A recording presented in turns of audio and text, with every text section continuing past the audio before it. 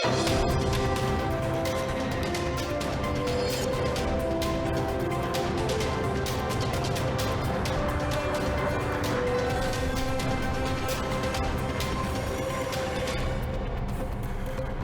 welcome to the daily English news program on Azərbaycan Television with the most important events of the day. I am your host, Ilham Ahmedov. Azerbaijan-China relations are successfully developing at a new stage. The projects implemented jointly by the two countries are very important for both our countries as well as for others. Relationships built on a solid foundation are living their most successful period. So, with respect to foreign policy priorities and agenda, I see a lot of similarity between the policies of China and Azerbaijan, as well as in any other direction. And relatively recently, our relations have been intensified even more.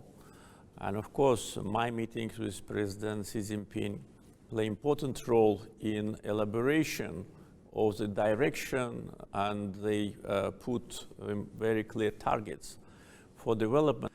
And with respect to the future of bilateral relations, we have a unanimity in policy between China and Azerbaijan. So I really can only reaffirm what I said, that relations are excellent and they will be even better than that.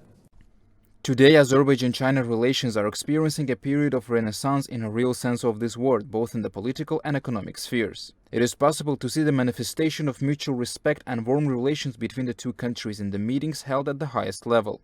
I had a chance to meet President Xi Jinping many times in China and also on the sidelines of international events. And I have great respect to him, and I always was impressed with his vision, his intelligence, openness, and being deeply aware about bilateral relations between us.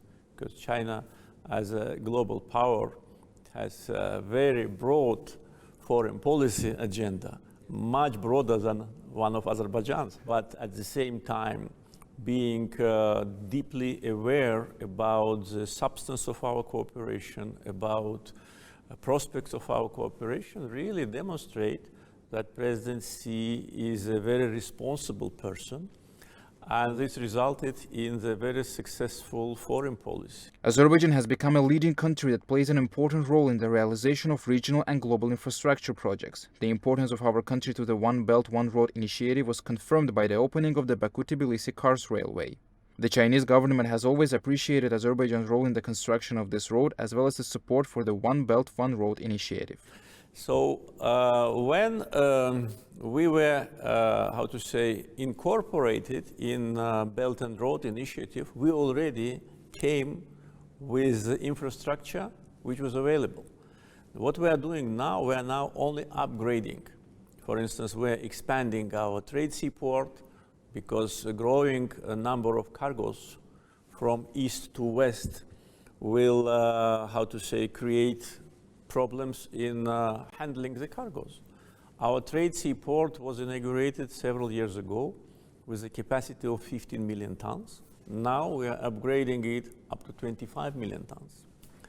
We are building more vessels in the Caspian, though we have the biggest trade fleet in the Caspian among all other Caspian littoral states, but we are building new vessels, tankers and cargo fleet in order to be able to bring more cargoes. Now we are planning to expand our shipyard so that we can produce not from 6 to 8, but maybe from 10 to 20 vessels per year, because the need for vessels in Azerbaijan and also in the Caspian is growing. Azerbaijan is China's largest trade partner in the South Caucasus. Our country continuously cooperates with China in industry, agriculture, trade, tourism, ICT, transport logistics, construction, and other fields. Besides serving the national interest of both sides, China-Azerbaijani relations make fundamental contributions to cooperation and security in the South Caucasus region and Eurasia in a broader sense, against the background of modern geostrategic realities. Prime Minister of Armenia Nikol Pashinyan once again stated baseless opinions about the situation in the region. in an interview with Le Monde newspaper.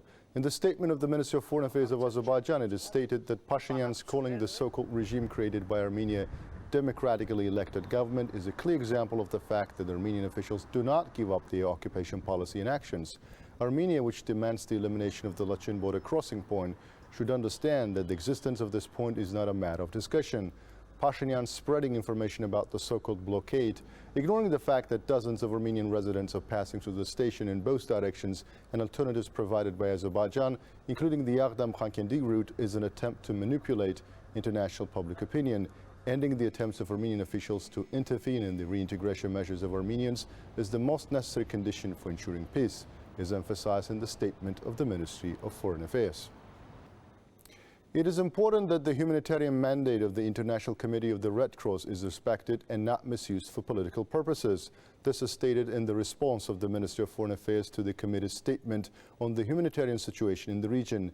It is reported that by following the necessary rules, conditions have been created for the Armenian residents through the committee to continue crossing the Lachin border crossing point for medical purposes. It was proposed to use the Aghdam-Khankendi road for transportation and delivery of larger quantities of medicines and cargo. Despite this, the Armenian side refused to accept this offer, although an agreement was made on the visit of the committee's doctor to the area in order to facilitate the passage of Armenian residents through the Lachin border checkpoint for medical purposes. The refusal to do so is regrettable.